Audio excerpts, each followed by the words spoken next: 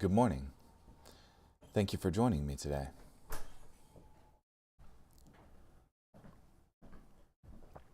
This morning we'll be in Daniel chapter 11, verse 2 through verse 35.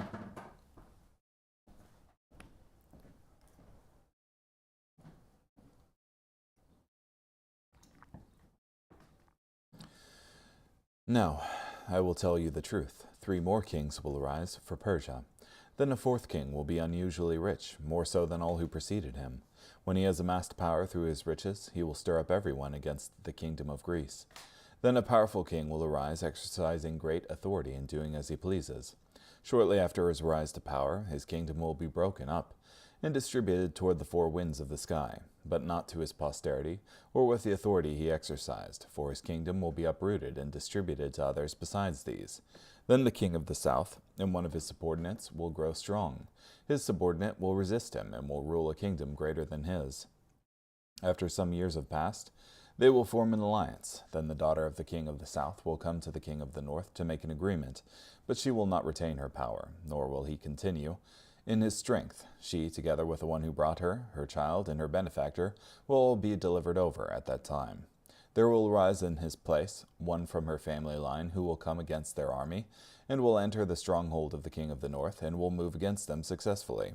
He will also take their gods into captivity to Egypt, along with their cast images and prized utensils of silver and gold. Then he will withdraw for some years from the king of the north.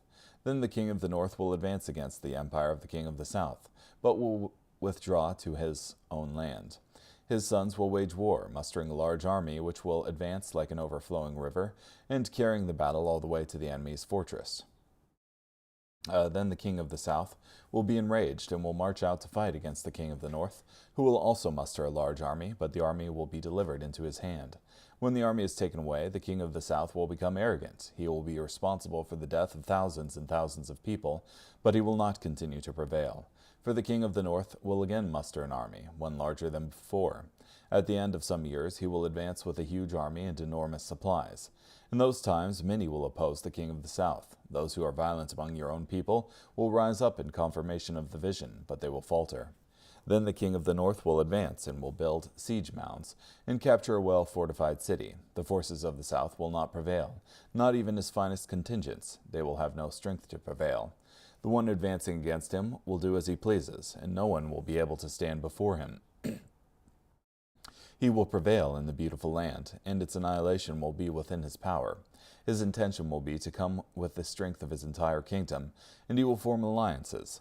He will give the king of the south a daughter in marriage in order to destroy the kingdom, but it will not turn out to his advantage. Then he will turn his attention to the coastal regions, and will capture many of them. But a commander will bring his shameful conduct to a halt. In addition, he will make him pay for his shameful conduct.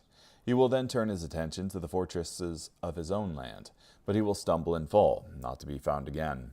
There will arise after him one who will send out an exactor of tribute to enhance the splendor of the kingdom, but after a few days he will be destroyed, though not in anger or battle. Then there will arise in his place a despicable person to whom the royal honor has not been rightfully conferred. He will come on the scene at a time of prosperity and will seize the kingdom through deceit.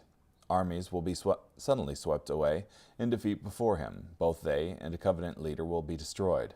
After entering into an alliance with him, he will behave treacherously. He will ascend to power with only a small force. In a time of prosperity for the most productive areas of the province, he will come and accomplish what neither his fathers nor their fathers accomplished. He will distribute loot, spoils, and property to his followers, and he will devise plans against fortified cities, but not for long. He will rouse his strength and enthusiasm against the king of the south with a large army. The king of the south will wage war with a large and very powerful army, but he will not be able to prevail because of the plans devised against him.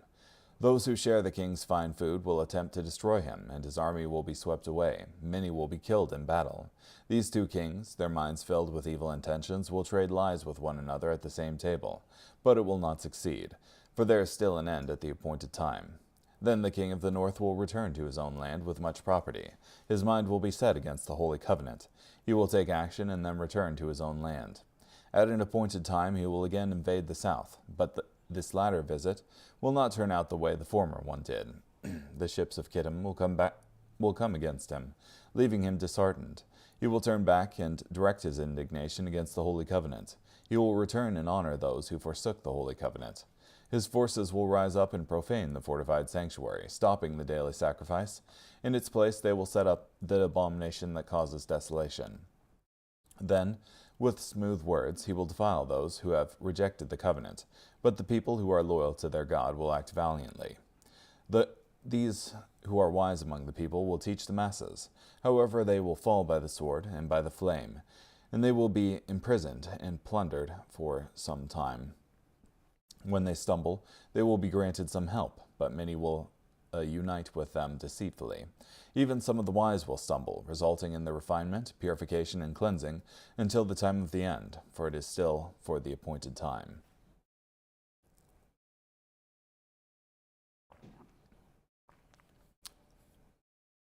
And thus we come to the chapter for which many of the secular world have labeled this book pseudepigraphical. That is because it just keeps going on and on about things that will happen. From Guzik here, this chapter contains one of the most specifically fulfilled prophecies of the Bible, predicting history over some 375 years, and to the end with amazing accuracy. This chapter is so specific that many critics who deny supernatural revelation have insisted that it is history written after the fact, fraudulently claiming to be prophecy.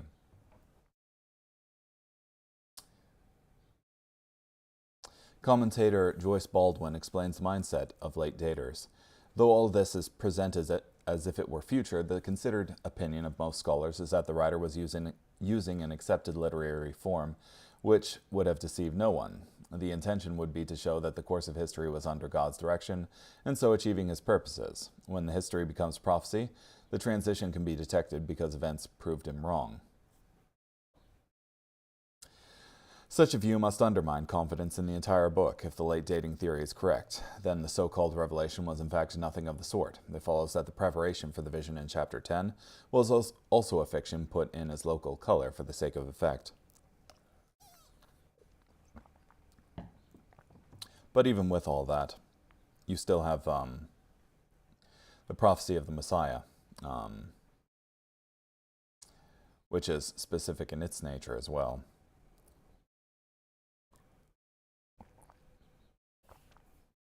But the only ground to stand on there is a priori rejection of supernatural, of the supernatural period.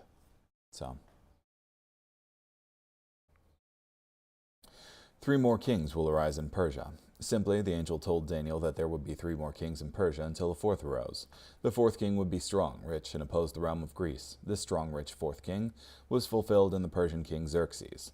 The 4th shall be far richer. In fulfillment, there were actually 4 kings from the time Daniel spoke of until Xerxes, the one who did stir up all against the realm of Greece. Either the angel omitted the current king, Cyrus, looking only to the future, or ignored King Smerdis of Persia, because he ruled less than 1 year and was an impostor to the throne. Persia, Greece. These visions and insights regarding the future of the Persian and Greek empires were relevant because each empire attempted to wipe out the people of God at some time. The Persian Empire tried to wipe out the Jewish people during the reign of Xerxes, through the plot of Haman, as shown in the book of Esther. The Greek Empire tried to wipe out the Jewish people during the reign of Antiochus IV, when he attempted to kill every Jew who did not renounce their commitment to God and embrace Greek culture. Then a mighty king shall arise. The angel told Daniel of a mighty king with a great dominion, but his kingdom would not endure, and it would be divided after the death of the mighty king. Shall rule with great dominion and do according to his will. This was fulfilled in Alexander the Great, who certainly was a mighty king. Alexander died at 32 years of age, of a fever after a drunken party in Babylon.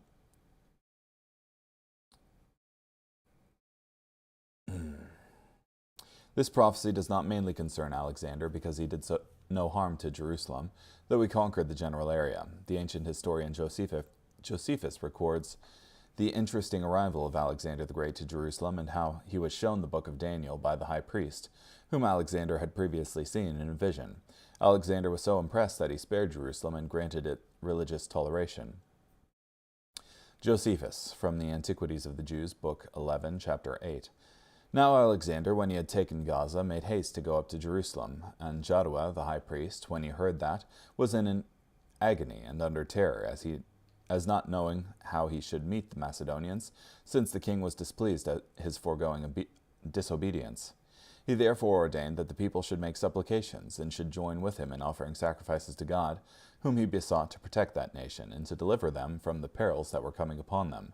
Whereupon God warned him in a dream, which came upon him after he had offered sacrifice, that he should take courage, and adorn the city, and open the gates, that the rest appear in white garments, but that he and the priests should meet the king in the habits proper to their order, without the dread of any ill consequences, which the providence of God would prevent. Upon which, when he arose from his sleep, he greatly rejoiced, and declared to all the warning he had received from God, according to which dream he acted entirely, and so waited for the coming of the king. And when he understood that he was not far from the city, he went out in procession with the priests and multitudes of the citizens. The procession was venerable, and the manner of it different from that of other nations. The approaching army thought they should have liberty to plunder the city and torment the high priest to death, which the king's displeasure fairly promised them.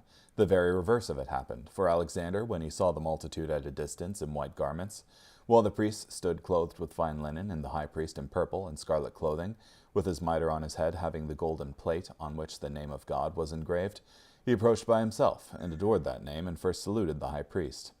The Jews also did all together with one voice salute Alexander, and encompass him about, whereupon the kings of Syria and the rest were surprised at what Alexander had done, and supposed him disordered in his mind. However, Parmenio alone went up to him, and asked him how it came to pass, that when all others adored him, he should adore the high priest of the Jews. Josephus talks, man. He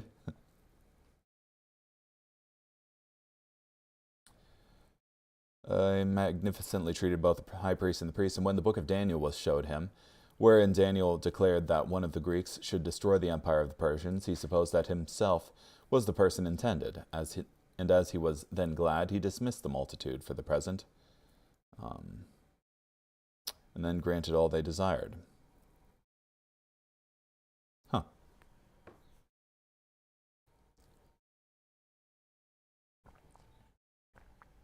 Anyway, carrying on. 1 John chapter 3, verses 7 through 24. Little children, let no one deceive you. The one who practices righteousness is righteous, just as Jesus is righteous.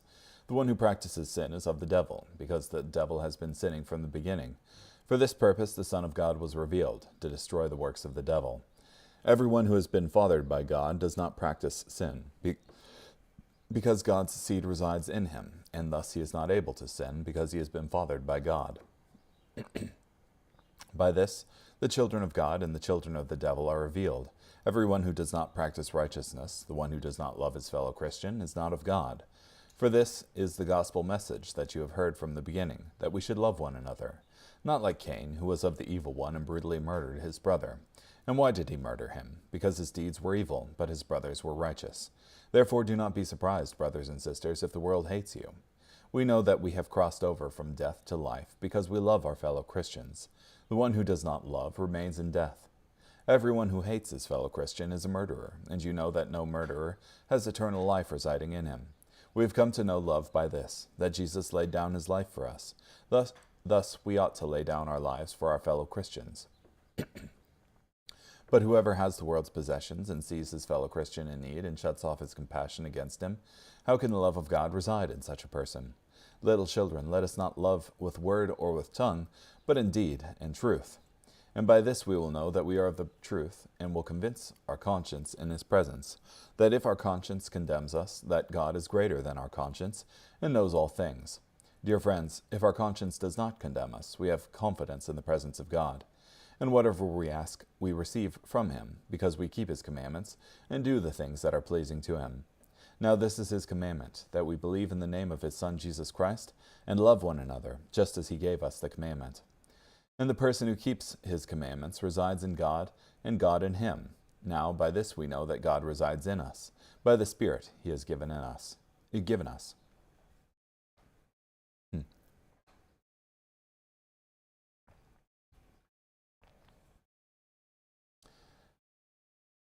Yeah, love one another.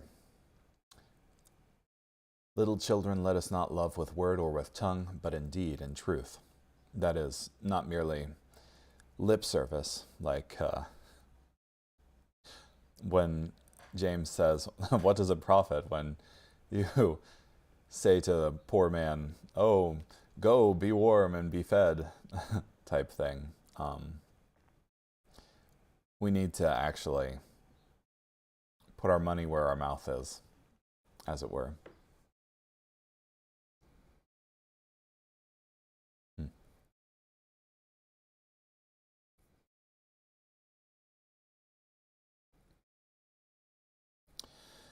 We know that we have passed from death to life because we love the brethren. John insists that the believer can come to a place of genuine assurance. I have heard it said by those who would be thought philosophers that in religion we must believe but cannot know.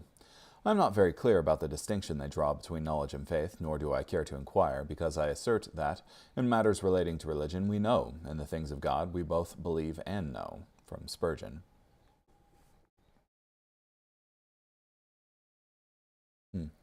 Whoever hates his brother is a murderer. To hate our brother is to murder him in our hearts, though we may not carry out the action.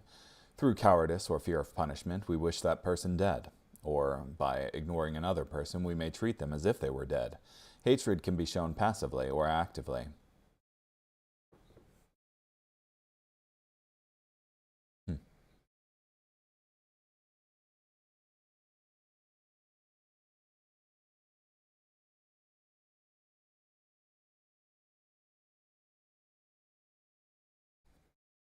And by this we know that we are of the truth, and shall assure our hearts before him. For if our hearts condemn us, God is greater than our heart, and knows all things. Beloved, if our heart does not condemn us, we have confidence toward God. When we see this love at work in our lives, we can know that we are of the truth, and this brings assurance to our hearts before God, that we are standing in him. Our assurance is twofold. First, God already knows everything about you, and he loves you. He cares for you. He desires you. Second, God knows all things, and knows who we truly are, in Jesus Christ. If we are born again, then the real self is the one created in the image of Jesus Christ. For if our heart condemns us, God is greater than our heart and knows all things. But what if we have been walking in love, yet our heart still condemns us before God?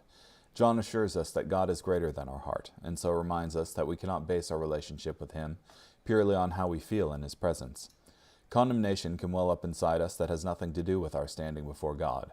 It may be the work of the enemy of our souls, who, according to Revelation 12:10, accuses the brethren, or the work of an overactive conscience. At those times, we trust in what God's word says about our standing, not how we feel about it.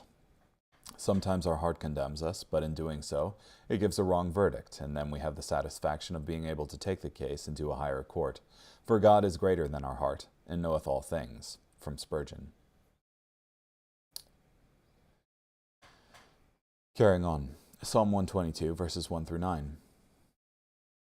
I was glad, because they said to me, we will go to the Lord's temple. Our feet are standing inside your gates, O Jerusalem. Jerusalem is a city designed to accommodate an assembly. The tribes go up there. The tribes of the Lord, where it is required that Israel give thanks to the name of the Lord. Indeed, the leaders sit there on thrones and make legal decisions, on the thrones of the house of David. Pray for the peace of Jerusalem. May those who love her prosper. May there be peace inside your defenses and prosperity inside your fortresses. For the sake of my brothers and my neighbors, I will say, may there be peace in you. For the sake of the temple of the Lord our God, I will pray for you to prosper. And then finally, Proverbs 29, verse 1. The one who stiffens his neck after numerous rebukes will suddenly be destroyed without remedy. Yeah. If you don't take the warning after many times, it may get more serious. Okay, well, thank you so much for joining me today. Hope you have a great day. Bye.